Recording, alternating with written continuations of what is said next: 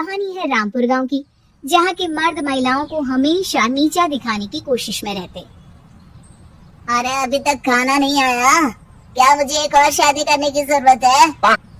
नहीं जी नहीं, ऐसा मत करना, वरना मैं कहाँ जाऊंगी। खाना लेकर मैं अभी आई जी। गांव की पंचायत में भी फैसले हमेशा औरतों के खिलाफ ही रहते। मैं जो फैसला सुनाता हूँ वो भगवान की आज्ञा होती है। इस लड़के ने अपने मन से शादी करके अच्छा नहीं किया। लड़के को घर भेज दो और इसकी शादी इसकी जाति की किसी लड़के से करवा दो, लेकिन ये लड़की, इसे तो गांव के बाहर निकाल दो। नहीं नहीं जमींदार साहब, ये क्या बोल रहे हैं? ऐसा नहीं हो सकता। मेरी बेटी मासूम है, इसे अच्छे बुरे की समझ नहीं है। अरे कहाँ जाएगी ये बेचारी? कहाँ जाएगी? इतनी चिंता है तो पूरे परिवार का गांव निकाला कर देते हैं। बेचारे पूरे बसे बसाए परिवार को गांव छोड़ना पड़ता है। चाहे जो हो, अगर बेटियों को कंट्रोल नहीं कर सकते तो गांव में रहने का कोई मतलब नहीं है। यहाँ औरतों को दब कर रहना होगा। कोई भी अपने हिसाब से कुछ नहीं कर सकता, सब ईश्वर की मर्जी से ही होगा। तभी गांव का एक आदमी दौड़ा दौड़ा आता है। सरपंच साहब, जमींदार साहब, वो कालिया है ना, उसकी बेटी पढ़ने के लिए शहर जा रही है। अच्छा, ये कब हो गया? और कालिया की हिम्मत कैसे हो गई ऐसा करने की? लेकर आओ उसे और उसकी बेटी को। बस फिर क्या था, हाजिर हो जाते हैं कालिया और उसकी बेटी सरपंच के सामने। अरे कालिया, ये क्या सुनने में आ रहा है? बेटी को इंजीनियर बना रहा है तू? और ये बता, गांव में तो स्कूल नहीं है, फिर कहाँ से इतनी क्लास पास कर गई तेरी बेटी? राधा, जो कि कालिया की बेटी है, उसे लगता है कि सरपंच उसकी तारीफ कर रहे हैं। सरपंच जी, मैंने ऑनलाइन पढ़ाई की है, डिस्टेंस लर्निंग से।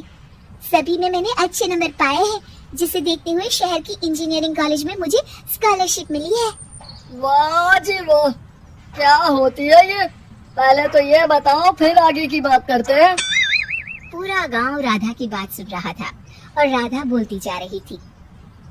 तो ऐसे मैं फ्री में एक अच्छी शिक्षा लेकर गांव में जो कुछ परेशानियां हैं, जैसे बिजली, पानी और इंटरनेट जैसी समस्याओं के लिए काम करूंगी। मैं गांव को शहर से जोड़ने के लिए पुल का निर्माण करवाने का प्रस्ताव रखूंगी। मुझे पूरी उम्मीद है कि जल्द ही हमारा गांव भी तरक्की की राह पर चल पड़ेगा। राधा की बात सुनकर सारे गांव वाले ताली बजाने लगते हैं।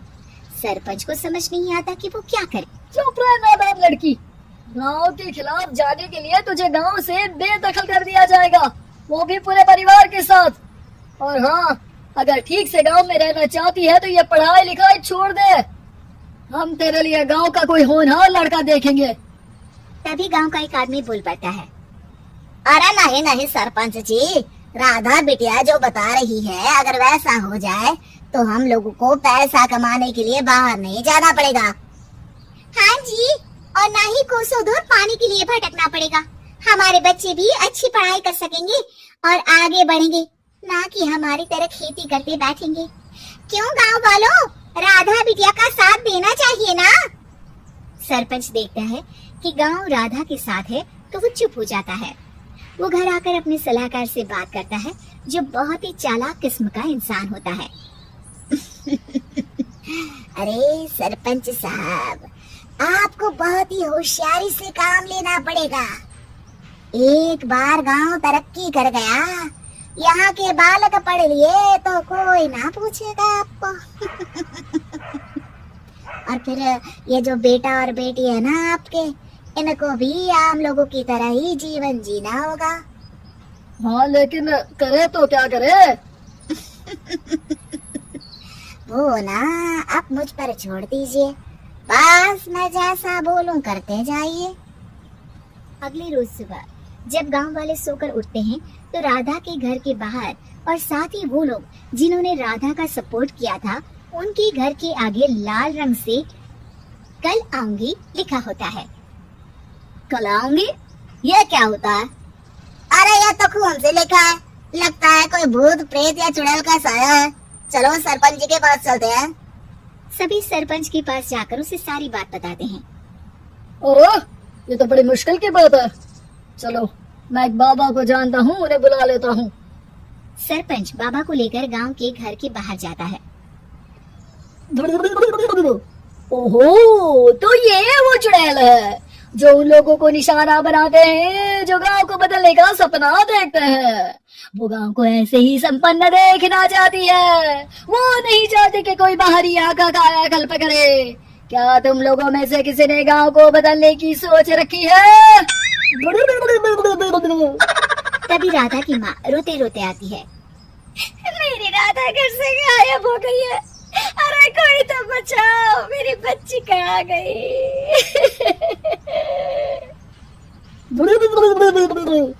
ले गई वो चुड़ैल, तेरी बच्ची को ले गई। अब वो उसे श्रापित करके छोड़ेगी, उस पर चुड़ैल का साया हो जाएगा। तभी बुरी सी हालत में राधा भी वहाँ आ जाती है। उसके बाल चुड़ैल की तरह फैले होते हैं और कपड़ों में खून लगा होता है। सभी राधा को देखकर डर जाते हैं। माँ, पता नहीं मुझे कौन उठा कर ले गया था। अरे दूर दूर हो जा चुड़ैल, अब हम लोग इस गांव में नहीं रुकेंगे। अरे कैसी बातें कर रहे हैं आप? कल तो आप मेरे भरोसे गांव का हुलिया बदलने, अपने बच्चों को पढ़ाने और तरक्की उन्नति की बात कर रहे थे, तो आज क्या हो गया आपको?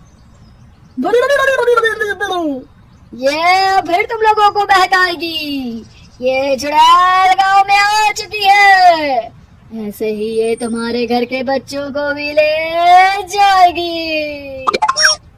गांव वाले राधा को गांव से बाहर निकाल देते हैं। उसके माँ बाप रोते रहते हैं, लेकिन गांव वाले नहीं मानते। मैं भी अपनी बहन के साथ गांव के बाहर रहूंगा, लेकिन वो पढ़ाई नहीं छोड़ेगी। वहीं सरपंच के घर पर सलाहकार कहता है,